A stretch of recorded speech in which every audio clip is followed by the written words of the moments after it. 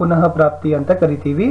9वीं कक्षा हिंदी 9ನೇ ತರಗತಿ ಹಿಂದಿ ವಿಷಯ ಅಧಿಗಮ ಪತ್ರಕ್ 1 के उत्तर ಕಲಿಕಾ ಹಾಳೆ 1ರ ಉತ್ತರ.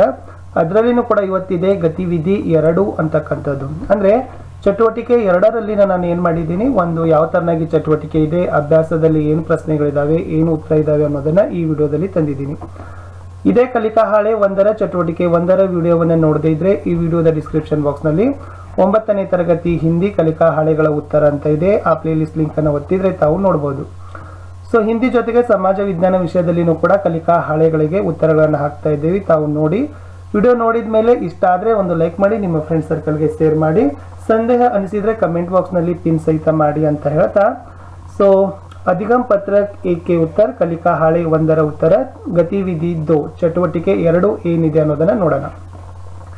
सीखने के प्रतिफल कलिका फल ಏನಿದೆ ಅಂದ್ರೆ ಕಹಾನಿ ಕವಿತಾ ಆದಿ ಕೋ ಧ್ಯಾನ ಪೂರ್ವಕ ಸುನ್ಕರ್ ಜ್ಞಾನ ಪ್ರಾಪ್ತ ಕರೆಂಗೆ. ಸೊ ನೀವುಗಳು ಏನ್ ಮಾಡ್ತೀರಪ್ಪ ಅಂದ್ರೆ, ಸೊ ಕಥೆ ಆಗಿರಬಹುದು, ಕವಿತೆಗಳನ್ನ ಏನ್ ಮಾಡ್ತೀರಿ, ಗಮನವಿಟ್ಟು ಕೇಳ್ತೀರಿ, ಅದರಿಂದ ಜ್ಞಾನವನ್ನು ತಾವು ಏನ್ ಮಾಡ್ತೀರಪ್ಪ ಅಂದ್ರೆ ಪಡಿತೀರಿ ಅಂತಕ್ಕಂಥದ್ದು ಏನಿತ್ತು ಕಲಿಕಾ ಫಲ ಇತ್ತು. ಸೊ ಇದನ್ನೇ ಲರ್ನಿಂಗ್ ಔಟ್ಕಮ್ LO ಅಂತಾನೂ ಕೂಡ ಕರೀತಾರೆ.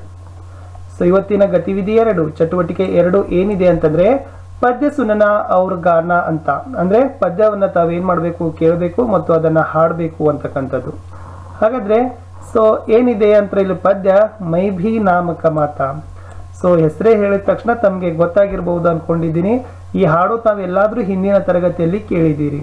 ಎಸ್, ಸರಿಯಾದ ಉತ್ತರ ಇತ್ತು. ತಾವುಗಳು ಈ ಹಾಡನ್ನ 7ನೇ ತರಗತಿಯಲ್ಲಿ ಏನ್ ಮಾಡಿದಿರಿ, ಕೇಳಿದಿರಿ. ಸೊ ದಿವಿ ರಮೇಶ್ ಅವರು ಬರೆದಿರ್ತಕ್ಕಂಥ ಒಂದು ಹಾಡಿತ್ತು ಮೈ ಭೀ ನಾಮಕ ಮಾತ ಅಂತಕ್ಕಂಥದ್ದು. ಆ ಹಾಡನ್ನ ಏನ್ ಮಾಡ್ತಾರೆ ನಿಮ್ಮ ವಿಷಯ ಶಿಕ್ಷಕರು, ಸೊ ಆಡಿಯೋ ಆದ್ರೂ ಬಳಸ್ಕೊಂಡು ಅಥವಾ ಅವರೇ ಆದ್ರೂ ಏನ್ ಮಾಡ್ತಾರಪ್ಪ ಅಂದ್ರೆ ಮಾದರಿಯಾಗಿ ಹಾಡ್ತಾರೆ. ಸೊ ನೀವುಗಳು ಕೂಡ ಹಾಡಬೇಕು. ಸೊ ಏನಿದೆ ಪದ್ಯ ನೋಡೋಣ. ಮೈ ಭೀ ನಾಮಕ ಮಾತ. रोज रोज सीमा की खबरें सुन सुन कर मन नन्ना मेरा मुस मुस कर रह जाता. अगर न होता छोटा बच्चा तो लेकर बंदूक हाथ में मैं भी नाम कमाता. झटपट होकर बड़ा फौज में एक यही बस मन में आता मैं भर्ती हो जाता. माँ कितनी खुश होती जब मैं एक बड़ा सा पुरस्कार भी राष्ट्रपति से पाता. ಸೊ ಇದು ಇತ್ತು ಮೈ ಭೀ ನಾಮಕ ಮಾತ ಅಂತಕ್ಕಂಥದ್ರಲ್ಲಿ ಒಂದು ಬಾಲಕರಿಗೆ ಇರ್ತಕ್ಕಂಥ, ಚಿಕ್ಕ ಮಕ್ಕಳಿಗೆ ಇರ್ತಕ್ಕಂಥ ಒಂದು ದೇಶಭಕ್ತಿ ಗೀತೆ ಇತ್ತು. ಅಭ್ಯಾಸ ನೋಡೋಣ ಏನಿದೆ ಅಂತ. ಅಭ್ಯಾಸ 1.5. ಆ ಹಾಡನ್ನ ಕೇಳಿದ ನಂತರ ನೀವುಗಳು ಆಯಿಯೇ ಹಮ್ ಸಬ್ ಮಿಲ್ಕರ್ ಮೈ ಭೀ ನಾಮಕ ಮಾತ ಇಸ್ ಗೀತ್ ಕಾ ಗಾಯನ್ ಕರೆ. ಬನ್ನಿ ನಾವೆಲ್ಲರೂ ಸೇರಿಕೊಂಡು ಸಾಮೂಹಿಕವಾಗಿ ಏನ್ ಮಾಡೋಣಪ್ಪ ಅಂದ್ರೆ ಈ ಹಾಡನ್ನ ತಾವುಗಳು ಹಾಡಬೇಕಾಗ್ತದ ಅಂತಕ್ಕಂಥದ್ದು ಈ ಅಭ್ಯಾಸದಲ್ಲಿ ಇತ್ತು. ಸೊ ತಾವೆಲ್ಲರೂ ಕೂಡ ಹಾಡನ್ನ ಪರ್ಫೆಕ್ಟ್ ಆಗಿ ಹಾಡಬೇಕು. ಸೊ ಹಾಡಿದ್ದೆ ಆದ್ರೆ ಈ ಒಂದು ಸಾಮರ್ಥ್ಯವನ್ನು ತಾವುಗಳು ಗಳಿಸ್ಕೊಳ್ತೀರಿ. ಇನ್ನು ಮುಂದೆ ಹೋಗೋಣ. ಅಭ್ಯಾಸ 1.6 ಅಲ್ಲಿ ಏನಿದೆ ನೋಡಿ. ಕವಿತಾ ಕೆ ಆಧಾರ ಪರ್ ನಿಮ್ನಲಿಖಿತ ಪ್ರಶ್ನೋं के उत्तर बताइए. ಸೊ ತಾವೆಲ್ಲ ಈಗ ಹಾಡು ಕೇಳಿಸ್ಕೊಂಡಿದ್ದೀರಿ. ಹಾಡನ್ನ ಕೇಳಿಸಿಕೊಂಡ ನಂತರ ಇಲ್ಲಿ ಕೆಲವೊಂದಿಷ್ಟು ಮೌಖಿಕವಾಗಿರ್ತಕ್ಕಂಥ ಮಾಡ್ತಕ್ಕಂಥ ಚಟುವಟಿಕೆ, ಓರಲ್ ಮಾಡ್ತಕ್ಕಂಥ ಆಕ್ಟಿವಿಟಿ. ಸೊ ಕೆಲವೊಂದಿಷ್ಟು ಚಿಕ್ಕ ಪುಟ್ಟ ಪ್ರಶ್ನೆಗಳಿದಾವೆ, ಅವುಗಳಿಗೆ ತಾವು ಉತ್ತರಗಳನ್ನ ಹೇಳಬೇಕು. ಮೊದಲ ಪ್ರಶ್ನೆ ಇತ್ತು, ಬಾಲಕ್ ರೋಜ್ ಕೌನ್ಸಿ ಖಬ್ರೆ ಸುನ್ತಾ ಹೇ. ಆ ಬಾಲಕ ಪ್ರತಿದಿನ ಯಾವ ಸುದ್ದಿಯನ್ನ ಕೇಳ್ತಾ ಇದ್ದ ಅಂತ ಕೇಳಿದ್ದಾರೆ. ಸೊ ಉತ್ತರ ಬಂದ್ಬಿಟ್ಟು ಬಾಲಕ್ ರೋಜ್ ಸೀಮಾ ಕಿ ಖಬ್ರೆ ಸುನ್ತಾ ಹೇ. ಆ ಬಾಲಕ ಪ್ರತಿದಿನ ಏನ್ ಮಾಡ್ತಿದ್ದಪ್ಪ ಅಂದ್ರೆ ಗಡಿಯಲ್ಲಿನ, ಸರಹದ್ದಿನಲ್ಲಿನ ಏನ್ ಮಾಡ್ತಾ ಇದ್ದ, ಸುದ್ದಿಗಳನ್ನ ಕೇಳ್ತಾ ಇದ್ದ.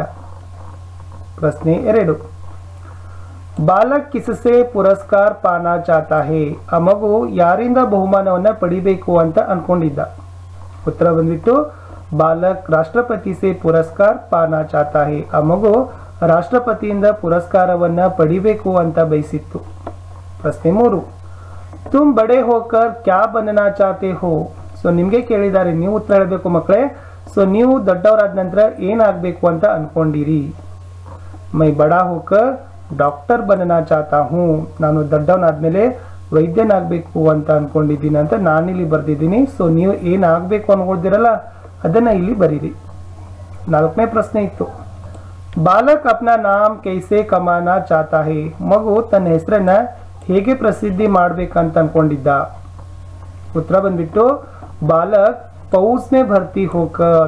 यस, ಆ ಮಗು ಸೈನ್ಯದಲ್ಲಿ ಭರ್ತಿಯನ್ನ ಆಗಿ ಸೈನ್ಯವನ್ನು ಸೇರಿಕೊಂಡು ತನ್ನ ಹೆಸರನ್ನು ಏನು ಮಾಡಬೇಕಾಗಿದ್ದು ಪ್ರಸಿದ್ಧಿಯನ್ನ ಮಾಡಬೇಕು ಅಂತ ಅನ್ಕೊಂಡಿದ್ದ. ಬಾಲಕ್ ಫೌಜ್ ಮೇ ಭರ್ತಿ ಹೋಕರ್ ಅಪ್ನಾ ನಾಮ್ ಕಮಾನಾ ಚಾತಾ ಹೇ. ಹಾಗಾದ್ರೆ ಸೊ ಮುಂದೆ ಒಂದು ಇದೆ ಅಭ್ಯಾಸ್ 1.7 ಅಲ್ಲಿ ಏನಿದೆ ಎಕ್ಸರ್ಸೈಸ್ 1.7 ಅಲ್ಲಿ ನೋಡೋದಾದ್ರೆ तालिका में दिए गए अन्य वचन शब्दों को स्पष्ट उच्चारण कीजिए. ಈ ಕೋಷ್ಟಕದಲ್ಲಿ ನಿಮಗೆ ಏನು ಕೊಟ್ಟಿದ್ದಾರೆ ಅನ್ಯ ವಚನ ಶಬ್ದಗಳನ್ನು ಕೊಟ್ಟಿದ್ದಾರೆ. ಅವುಗಳನ್ನು ಸ್ಪಷ್ಟವಾಗಿ ತಾವೇನು ಮಾಡಬೇಕಪ್ಪ ಅಂದ್ರೆ ಗಟ್ಟಿಯಾಗಿ ಓದೋದನ್ನ ರೂಢಿಸ್ಕೊಳ್ಬೇಕು. ನೋಡೋಣ ಯಾವ ಶಬ್ದ ಇದಾವೆ. ಖಬರ್ ಖಬರೇ, ಪುರಸ್ಕಾರ पुरस्कार, बात बातें, सेवा सेवाएं, कविता कविताएं, किताब किताबें, बच्चा बच्चे, कक्षा कक्षाएं.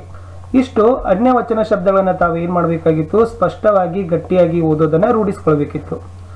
ಇದೇ ಚಟುವಟಿಕೆಯನ್ನ ಸ್ವಲ್ಪ ನಾನು ಏನು ಮಾಡಿದ್ದೀನಿ ಅಂತಂದ್ರೆ ಮತ್ತಷ್ಟು ವಿಸ್ತಾರವಾಗಿ ಅಂತಂದ್ರೆ ಎಸ್ ಇದರಲ್ಲಿ ಏಕವಚನ ಬಹುವಚನ ಅಂತಕ್ಕಂಥದ್ದನ್ನ ತಮಗೂ ಕೂಡ ಏನಾಗಬೇಕು ಗೊತ್ತಾಗಬೇಕು.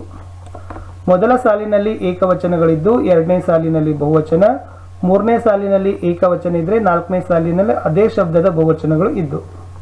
ಖಬರ್ ಅಂತಕ್ಕಂಥದ್ದು ಏಕವಚನ, ಖಬರ್ದ ಬಹುವಚನ ಖಬ್ರೆ, ಪುರಸ್ಕಾರ ಅಂತಕ್ಕಂಥದ್ದು ಏಕವಚನ. ಸೊ ಪುರಸ್ಕಾರದು ಬಹುವಚನ ಪುರಸ್ಕಾರನೇ ಆಗ್ತದೆ, ನೆನಪಿಟ್ಕೊಡ್ರಿ. ಸದೈವ್ ಏಕವಚನ ಮೇ ಪ್ರಯುಕ್ತ ಹೋನೆ ವಾಲೆ ಶಬ್ದ, ಯಾವತ್ತೂ ಕೂಡ ಈ ಶಬ್ದ ಏಕವಚನ ಮತ್ತು ಬಹುವಚನದಲ್ಲಿ ಅದೇ ಪ್ರಯೋಗವನ್ನ ಆಗ್ತದೆ. ಬಾತ್ ಅಂತಕ್ಕಂಥದ್ದು ಏಕವಚನ, ಬಾತಿ ಅಂತಕ್ಕಂಥದ್ದು ಬಹುವಚನ. ಸೇವಾ ಅಂತಕ್ಕಂಥದ್ದು ಏಕವಚನ, ಸೇವಾಯೇ ಅಂತಕ್ಕಂಥದ್ದು ಬಹುವಚನ. ಕವಿತಾ ಅಂತಕ್ಕಂಥದ್ದು ಏಕವಚನ, ಕವಿತಾಯೇ ಅಂತಕ್ಕಂಥದ್ದು ಬಹುವಚನ. ಕಿತಾಬ್ ಅಂತಕ್ಕಂಥದ್ದು ಏಕವಚನ, ಕಿತಾಬೆ ಅಂತಕ್ಕಂಥದ್ದು ಬಹುವಚನ. ಬಚ್ಚಾ ಅಂತಕ್ಕಂಥದ್ದು ಏಕವಚನ, ಎಸ್ ಬಚ್ಚೆ ಅಂತಕ್ಕಂಥದ್ದು ಬಹುವಚನ. ಕಕ್ಷಾ ಅಂತಕ್ಕಂಥದ್ದು ಏಕವಚನ ಇತ್ತು, ಕಕ್ಷಾಯೇ ಅಂತಕ್ಕಂಥದ್ದು ಏನಿದೆಪ್ಪ ಅಂತಂದ್ರೆ ಬಹುವಚನ ಇದೆ. ಸೊ ವಿದ್ಯಾರ್ಥಿಗಳೇ ಇಷ್ಟಿತ್ತು ಈ ಒಂದು ಚಟುವಟಿಕೆ 2 ಗತಿವಿಧಿ 2 ಅಂತಕ್ಕಂಥದ್ದು. ಕಲಿಕಾಫಲ ತುಂಬ ಇದ್ದಾವೆ. ಸೊ ಅದಕ್ಕಾಗಿ ನಾನು ವಿಡಿಯೋದಲ್ಲಿ ಏನು ಮಾಡಿದ್ದೀನಿ ನಿಧಾನವಾಗಿ ಸೊ ಚಟುವಟಿಕೆಗಳನ್ನು ತಮಗೆ ಮನವರಿಕೆ ಮಾಡಲಿಕ್ಕೆ ಪ್ರಯತ್ನವನ್ನು ಮಾಡಿದ್ದೀನಿ. ನನ್ನ ವಿಡಿಯೋ ನಿಮಗೆ ಇಷ್ಟ ಆದರೆ ಅವಶ್ಯವಾಗಿ ತಾವು ಲೈಕ್ ಮಾಡಿ, ನಿಮ್ಮ ಫ್ರೆಂಡ್ ಸರ್ಕಲ್ಗೆ ಶೇರ್ ಮಾಡಿ. ಮತ್ತೆ ಮುಂದಿನ ಚಟುವಟಿಕೆಗಳೊಂದಿಗೆ ಮುಂದಿನ ವಿಡಿಯೋದಲ್ಲಿ ಸಿಗ್ತೀನಿ. ಅಲ್ಲಿಯವರೆಗೂ ಬಾಯ್.